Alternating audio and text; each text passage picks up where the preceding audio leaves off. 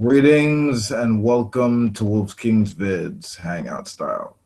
All right, so today we're going to be discussing the issues with Islam, starting off with a story last week featuring secular talk.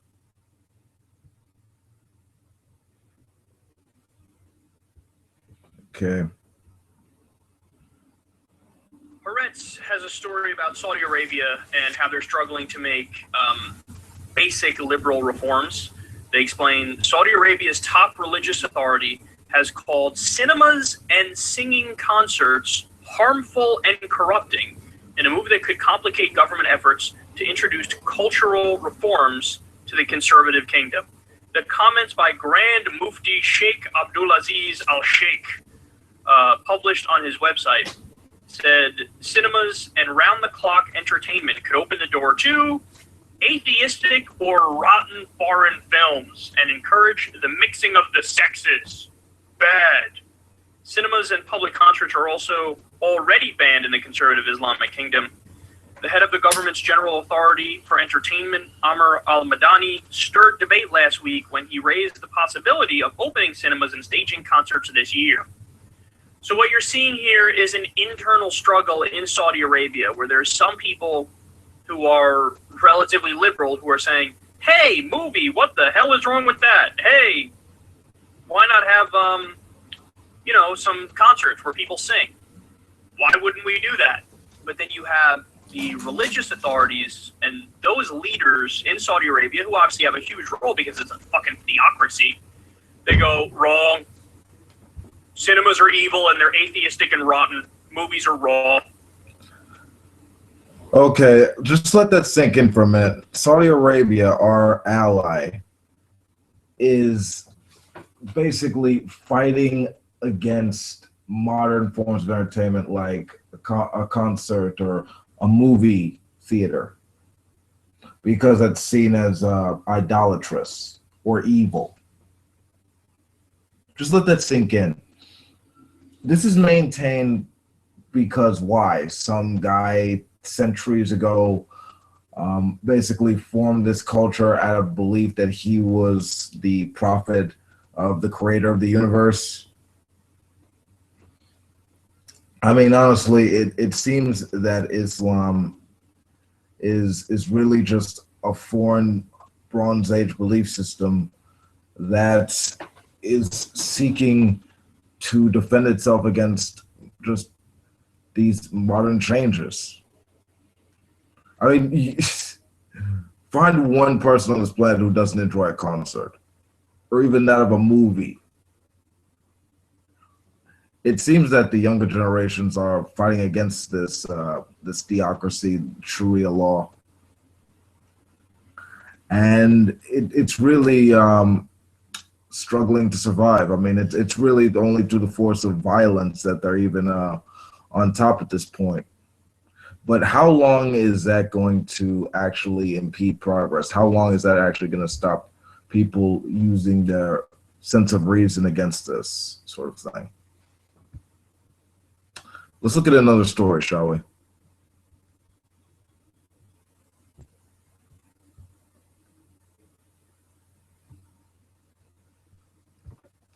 In Pakistan, the blasphemy law is being used for political purposes by Tom Hussein.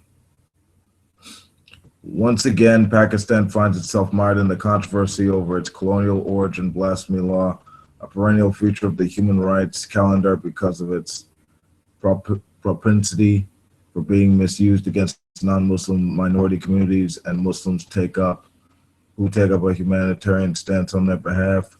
The issue flared in the lead up to the January 4th anniversary of the death of Salman Taseer, the governor of the populous Punjab province, who was murdered 6 years ago by a police bodyguard. The assassin, Muhammad Qadri, deemed Taseer to have endorsed the insults against the Prophet Muhammad allegedly made by a Christian village girl, Sai Bibi. She was charged with and subsequently convicted of blasphemy after claims leveled by Muslim neighbors with whom she had previously quarreled. A personal vendetta was clearly a factor, as it has been in most blasphemy cases, prompting the governor to call for a presidential pardon and to deride the enabling law as oppressive. In turn, the assassination provided a pretext to the Pakistani Taliban to kidnap his son and sell him to the Islamic movement of Uqubits, a group whose members' loyalties are split between Al Qaeda and ISIS. He survived more than 4 years of often brutal captivity in North Wadi's and Afghanistan to return home last March.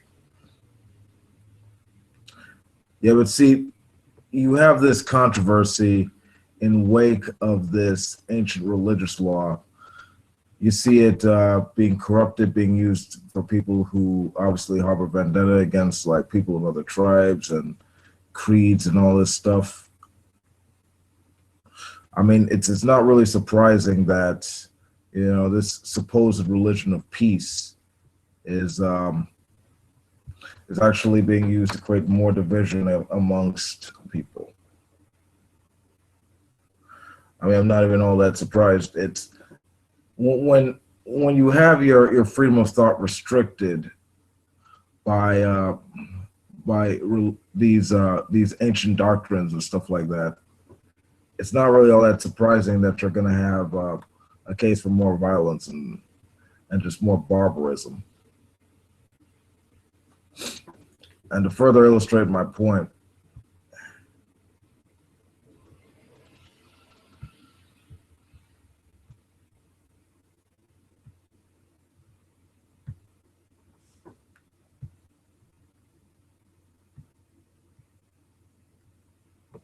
ISIS destroys Tetrapolon monument in Palmyra. Syrian Antiquities chief says militants have demolished structure and part of Roman theater after seizing city for the second time. Islamic State militants have destroyed a Tetrapolon and part of a Roman theater in the agency of Palmyra in the group's latest attack on Syria's heritage. Quote, "This is a horror film and we will see more of it. As long as the city is under their control, it will remain a hostage," said Mamoun Abdul Karim, the country's director of antiquities. "This is a scandal. Palmyra is occupied and there is no outrage from the international community. We're trying to protect a civilization. It's beyond political considerations. There seems to be international solidarity. There needs to be international solidarity." I stand corrected. Syrian and Russian forces reclaimed the city from ISIS in March, only to lose it to a counter-offensive in December. ISIS first captured Palmyra once on a Silk Road oasis that boasted some of the best preserved ruins of antiquity in May 2015. Militants rampaged through city's museums and ruins, blowing up the 2,000-year-old Temple of Baal and the Arch of Victory, along with other priceless artifacts. They also killed, damn it. Hang on, certain technical difficulties. I still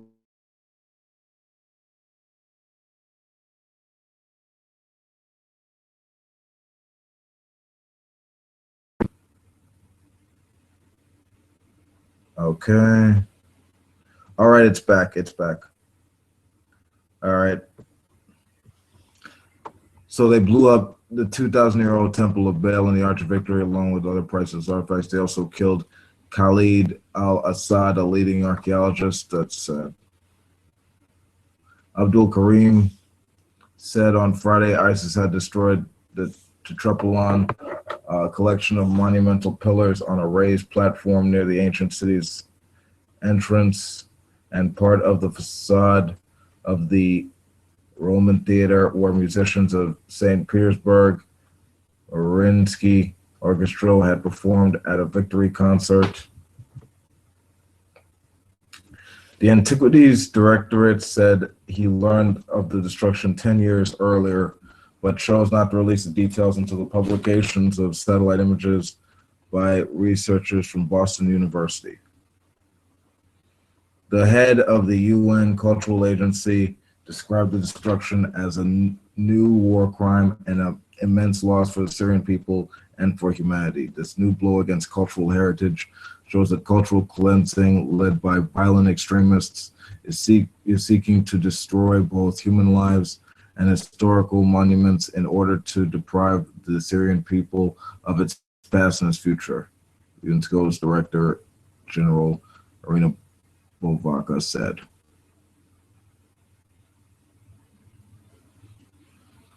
To continue the attack is the latest in a campaign by ISIS against the region's heritage. The group has previously destroyed the historic Syrian sites in Iraq and other treasures in Palmyra.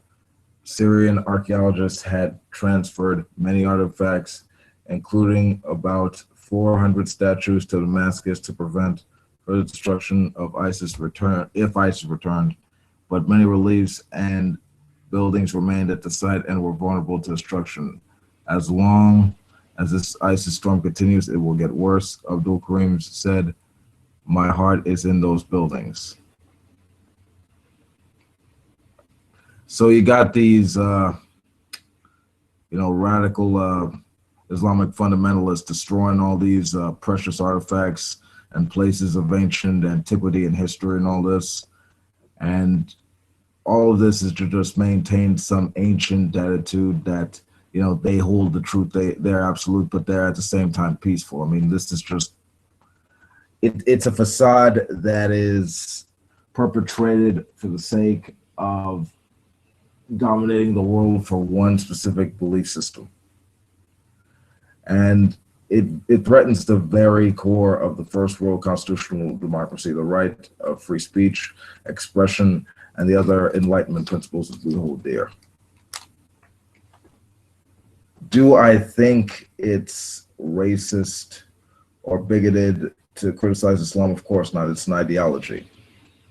It's wrong to go after individuals that have nothing to do with the carnage and the destruction, but to not make any criticisms at all or call it out, I mean, that's far more worse than any one person can do.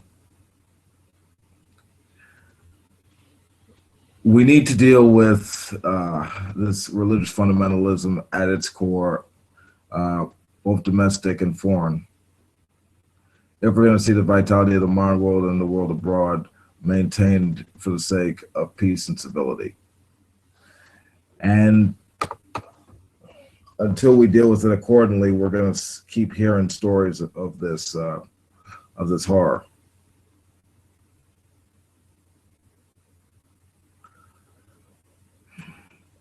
I hope our species deals with this accurately and rationally.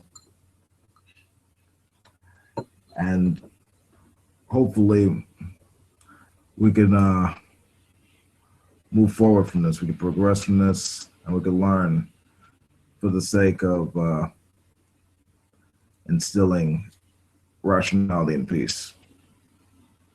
But that's all I could say about this story. That's really all I can offer on that. All right, this has been Wolf King. Peace out. If you like this video, you know what to do. Stop by out, dare to know, and hail Satan. Goodbye.